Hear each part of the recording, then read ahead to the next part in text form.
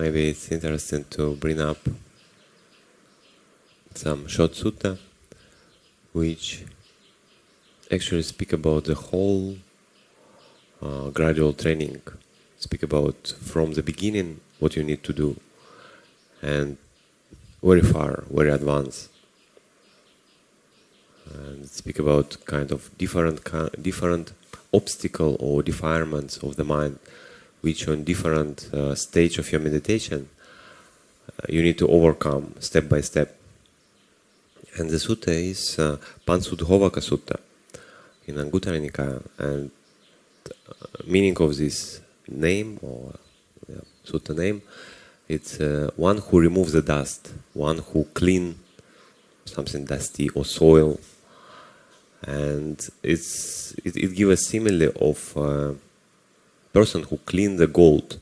Like, I'm not sure how now they do this process, probably something more advanced and developed and so on, but I think principle is similar. Like, first, whenever gold come from earth usually, or from other places, usually first stage they clean it several times up to the point when it's become possible to do something with this gold. You don't have any like external particles. It's like more close to pure gold. Of course, on the later stage they use some temperature and so on. But at the beginning, what at least Sutta say, the person who cleans the gold, it's actually different from the person who work with this gold. So the person who they call it goldsmith, who do something with gold, he is more skilled. He's not that guy who cleans the gold. Cleans the gold, it's more, it's like simple work. But it's very important work. It's necessary work. Because if gold would be like defiled or not clean, it's impossible to do something with this. And so the process is, first he cleans the most obvious or gross impurity of this gold, like something solid, like maybe big pieces and so on, and is gold. And then second stage, he do the same. He cleans like in the same way, but then more like middle particles of dust remove. So, and the last stage, more refined, more subtle, almost like a dust go, and then in the end just gold. But even that gold actually is not yet ready. So the first it needs to undergo some temperature and so on. So, and after some time, when the already maybe second person, not first person who clean, he do some like temperature things and so on. And only after some time this gold become malleable, or it's possible to do something with this gold. So this whole process is quite long process. Start from working with very gross things and come to very very subtle things. And in the end, as we know from gold, like we can have like rings or whatever, like any other garments or any other, like even Buddha statues sometimes they do. So many things. But the gold needs to be very pure and malleable quality. So, and in the same way, the Buddha says that the monk or the meditator who engage in development of the mind, so it means he would like to develop his mind. He really, time after time, engage in it. So it can be just normal sitting meditation, walking meditation, or can be just daily activity. In your daily activity, you try to be mindful. You try to clean your mind from defilements. Whenever you see some unwholesome mental state, try to get rid of this. You not kind of tolerate it. And the first stage, he says that whenever he sees the defilements, like the gross level, the bodily, verbal, and mental bad activity. So it's speaking about sila, like not killing, not stealing, and so on, and even like speak about mental bad activity, something like when you actively think bad about someone or wish him something bad. So these kind of things. But this more like on activity level. And once person see it, he just get rid of this. Like there is a desire, I don't know, to kill the mosquito, yeah? And you observe this desire. Okay, this desire arises. This go. I'm not following this. In mind can happen anything, but I'm not following it. I'm not putting it in action. So this is a basic things. We start from this. Try to abstain from unwholesome and like develop wholesome quality. Don't do like bad things. So that's why I like this sutta. It starts just almost from the beginning. Like it's possible to explain to people, okay, just not kill, not steal. Like it would be good for you. Like it's very beneficial and it's visible from the beginning. And why it's important, because sometimes people who really dedicate to meditation, like have a retreat after retreat and really spend a lot of time in mental development, they sometimes tend to forget about importance of the sila, importance of morality. Because even on the gross level, you not regret. Like you sit, you meditate, and if you've done something wrong in the past, immediately some thoughts, not immediately, but after your mind become a little bit more settled, some thoughts may arise, oh, like I done something in the past, or I offend him, or whatever, or he offend me, like this kind of, your interaction with people affect your meditation, because once mind is settled, it's naturally mind start to bring up something what was bothering him, like for a while. But if person keep pure bodily, verbal, mental activities, then he sit and meditate much faster, he attains some stability of mind. So this is more basic things. And this sutta speak about first gross defilement, same way as a gold speak about first gross impurities. And second one, and actually what he do, the most important things, what he do, he not tolerate this, he get rid of this, he put it to the end, and he totally put it out of existence, this unwholesome bodily, verbal and mental activities. So he not tolerate. When we speak about the patience and endurance, it's the best quality. So in this way, when we speak about unwholesome like activity, you don't need to endure them. I mean, if, for example, one might say, okay, like I feel patient, I have a habit to steal, you know, and I'm patient with myself. You know, no problem, like it's okay. So with these things, we don't need to be patient, especially with ourselves. Like if we see that this is unwholesome mental state or unwholesome activity, we need to get rid of this as fast as we can. Of course, without any like extreme tension or something like this. Just not tolerate it. Obviously, understand that this is the error, what needs to be corrected, and I do something to correct it. So the second stage, when we speak about more middle, they call it middle level of defilements. It's defilements of or thoughts of they call it kama vitaka, vyapada vitaka, and vihinsa vitaka. So thoughts about sensuality or any sensual thoughts about harming other, and thoughts about ill will or anger. So we know from right thoughts, it's a standard kind of list. So this is a little bit more subtle. Yeah, it's just thinking activity. So I sit and I'm thinking about, oh, what a nice drink. It has been already offered for me, but I didn't yet take it. So I think, oh, maybe it tastes good, maybe some sugar there. So like these kind of things. It's not that unwholesome activity. Yeah? Like there's no sila. I mean, no, like nothing abstract me to take food. I mean, even body need food, but we speak now about the person who engage in development of mind, person who meditate. And of course, this thinking about sensuality or thinking about harming others, of course, or thinking about ill will, it's not conducive for meditation. So it's an obstacle that needs to be overcome. And also, again, what person do? He not tolerate it, he put an end on it, he just totally put it out of existence. So in another word, again, it's not a time to practice khanti or patience. It's a time to get rid of this mental state. Not just the fact that you observe, for example, sensual thought, if this fact would help you to overcome this sensual thought, yes, it's a way. It's a way how you really not tolerate it, but overcome it.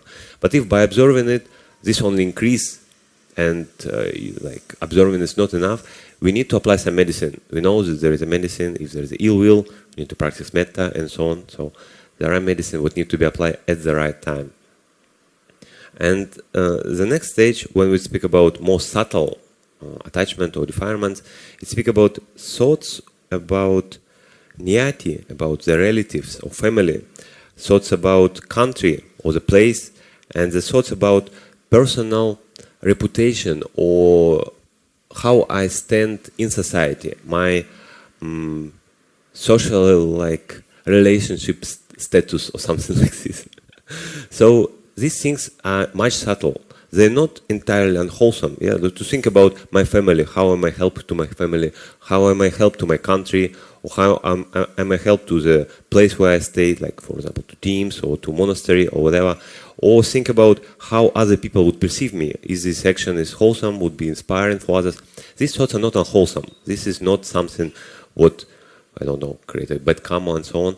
But one thing for meditator who really want to settle his mind and attain some level of stability, of samadhi, this is obstacle. Like if you sit and meditate and think about your family, of course you would not get deeper level of samadhi. It's an obstacle. And on another level, it's even a kind of identification. I think about my family, I think about my country, I think about my social reputation or whatever. I don't think about other person family, like what I mean, I may, of course, how is your family, but if he is my friend, again, if something to do with me, if like very rare, yeah, there are people who think about families in Africa or somewhere where like I never saw, but if I never heard about some country, like, you know, some country in the middle of Pacific Ocean, some country with a small island. Sometimes we don't know all the names of those countries. And it's almost impossible that you would think about family in that country because you never heard about this. You never know, like, your mind never heard that something there exists. So that's why it's everything to do with self, like I or my or something what I heard, something what, like belonging to me. And on more advanced stage, anything to do with self, it's kind of attachment.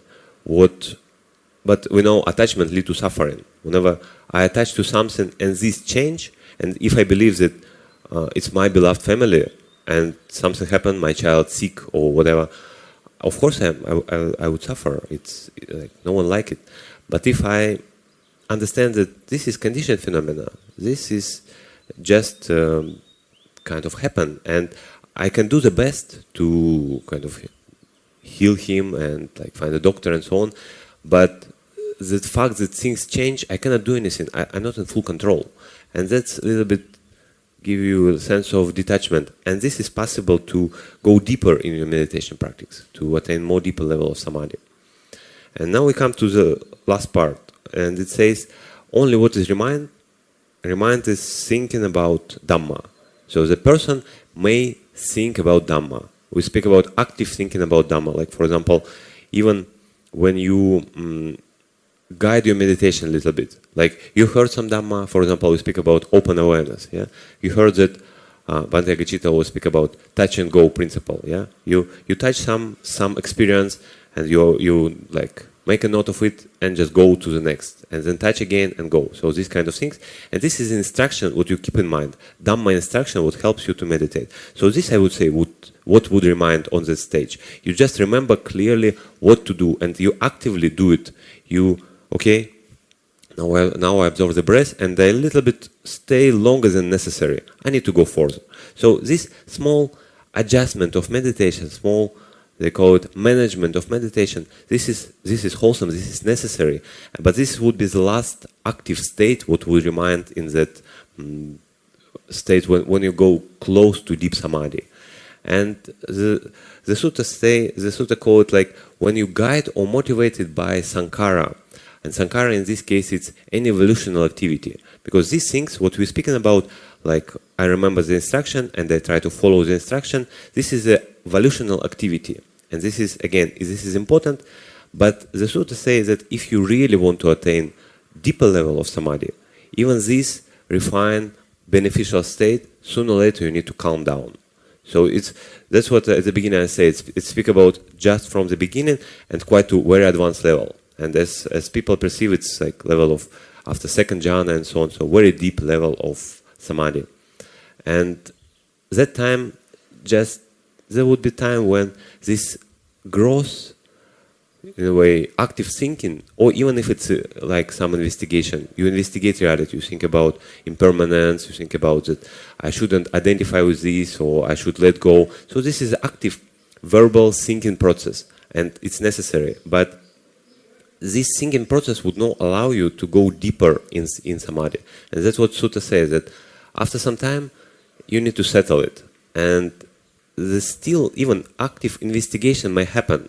But this investigation, the teachers always say, it's more intuitive. Like I just observe the impermanent nature. I observe the nature of absence of self. I observe the nature of maybe dukkha or absence of satisfaction. But it's not with active thinking. And once person be able to let go of this and be able to obtain the settled state of mind, the sutta continues that as a gold, you can make with this gold whatever you like, yeah, like in any shape. Same way, this mind you can make anything. It starts from various kind of psychic power. You can like go through the walls, you know, fly to the sky, all these things with the developed mind, of course.